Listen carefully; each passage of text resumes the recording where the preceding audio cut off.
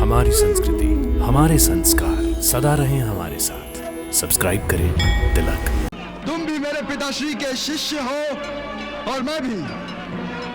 देखते हैं हम दोनों में से कौन सा शिष्य अपने गुरु का मान रखता है। हे अश्वत्थामा, तुम मेरे गुरु द्रोणाचार्य के पुत्र हो और मेरे गुरु भाई हो। इसलिए मैं चाहता था कि अपने शस्त्रों को तुम्हारे चरणों में रखकर तुम्हारा सम्मान करूं।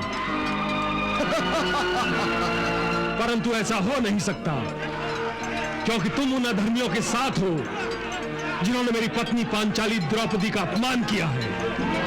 इसलिए तुम मेरे सम्मान के नहीं, मेरे प्रकोप के अधिकारी हो। अश्वत्थामा, अश्वत्थामा, अश्वत्थामा, अश्वत्थामा। मुझे खुशी है कि पिताश्री का एक शिष्य ही युद्ध विद्या में उनके पुत्र से अधिक प्रवीण है। सारथी, शीघ्र ही रथ को यहाँ से कहीं दूर ले चलो। चलो। भीम की विजय गाथा तुम्हारे मुख से सुनकर मेरा मन बेचैन हो रहा है। भीम पागल हाथी की भांति कौरवों को अपने पैरों तले रौंद रहा है। कौरवों के वीर महावीर योद्धा क्या कर रहे हैं? क्या कोई भीम के पैरों में बेड़ियां नहीं डाल सकता? हे महाराज, रणभूमि पर तो घनघोर संग्राम चल रहा है। हे गुरु कृपाचार्य, बचपन से ही पांडवों और सभी कौरवों को गुरु द्रोणाचार्य ने धनुर्विद्या सहित युद्ध की संपूर्ण शिक्षा दी है।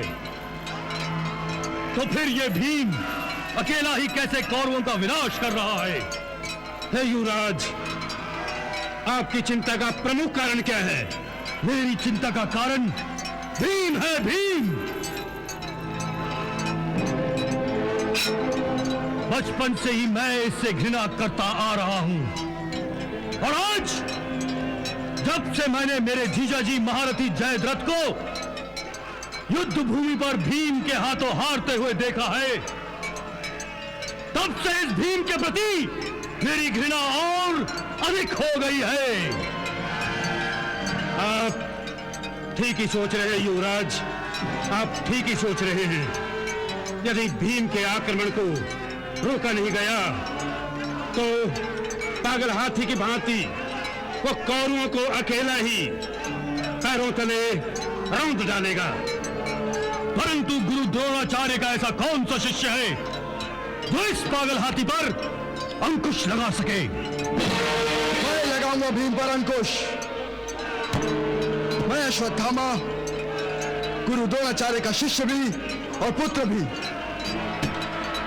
ये मेरे पिता और गुरु की शिक्षा का अपमान होगा यदि उनके पुत्र अश्वत्थामा के होते हुए किसी और योद्धा को शत्रु भीम पर लगाम देने के लिए चुना जाए। वाह अश्वत्थामा, वाह! अब गुरु भाइयों का युद्ध देखने का आनंद मिलेगा। जाओ अश्वत्थामा, जाओ। परंतु याद रखो कि तुम एक पागल हाथी से टकराने जा रहे हो। चलो सारथी।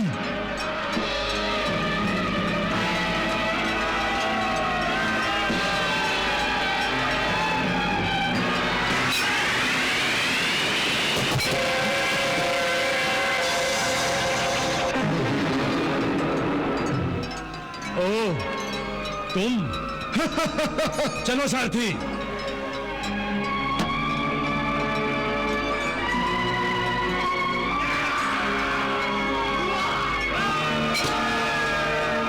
अश्वत्थामा, तुमने मेरे रथ को बाण से छेद कर मुझे युद्ध के लिए ललकारा है। हाँ भीम, तुम भी मेरे पिताश्री के शिष्य हो और मैं भी। देखते हैं हम दोनों में से कौन सा शिष्य अपने गुरु का मान रखता है। हे अश्वत्थामा, तुम मेरे गुरु द्रोणाचार्य के पुत्र हो और मेरे गुरु भाई हो। इसलिए मैं चाहता था कि अपने शस्त्रों को तुम्हारे चरणों में रखकर तुम्हारा सम्मान करूं। परंतु ऐसा हो नहीं सकता, क्योंकि तुम उन अधर्मियों के साथ हो जिन्होंने मेरी पत्नी पांचाली द्रौपदी का अपमान किया है। इसलिए तुम मेरे सम्मान के नहीं, मेरे प्रकोप के अधिकारी हो। सावधान!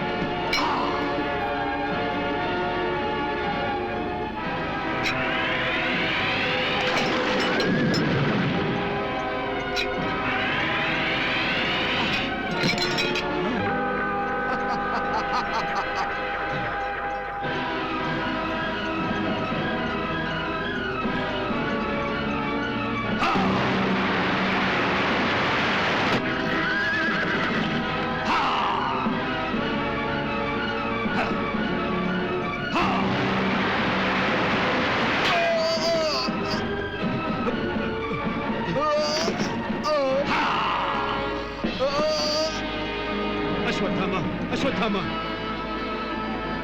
अश्वत्थामा, अश्वत्थामा, अश्वत्थामा, अश्वत्थामा। मुझे खुशी है कि पिताश्री का एक शिष्य ही युद्ध विद्या में उनके पुत्र से अधिक प्रवीण है। अश्वत्थामा, अश्वत्थामा, सारथी, शीघ्र ही रथ को यहां से कहीं दूर ले चलो।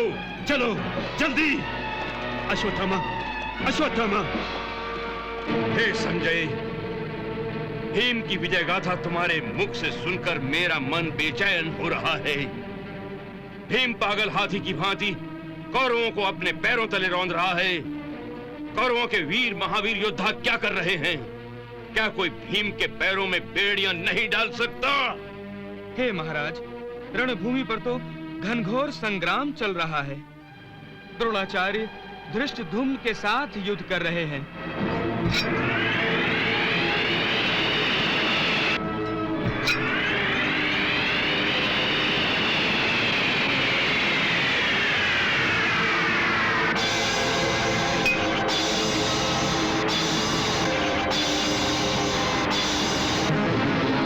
युधिष्ठिर शैल से युद्ध कर रहे हैं।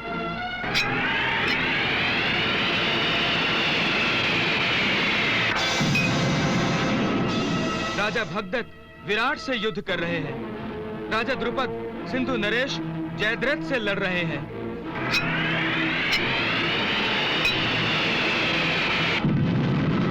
द्रौपदी के 5 पुत्र, सुभद्रा पुत्र अभिमन्यु, उलूपी पुत्र इरावान, ये सब भी कौरवों के साथ लड़ रहे हैं।